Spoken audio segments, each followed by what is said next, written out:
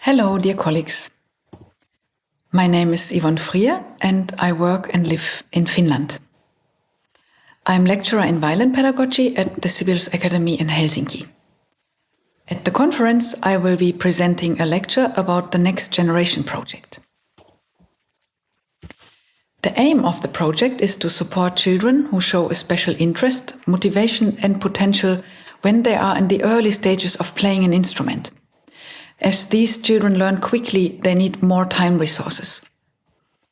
I noticed that the public music education system here in Finland offers less and less space for these children. But what happens when one of them wants to be a professional musician one day? So we need a thorough education as early as possible when the foundations of musical and technical skills are established. The basic structure of the project is that the teacher from the music school, the pedagogy teacher and an instrumental pedagogy student from the Sibelius Academy join forces in a team, and the child receives lessons from all of them.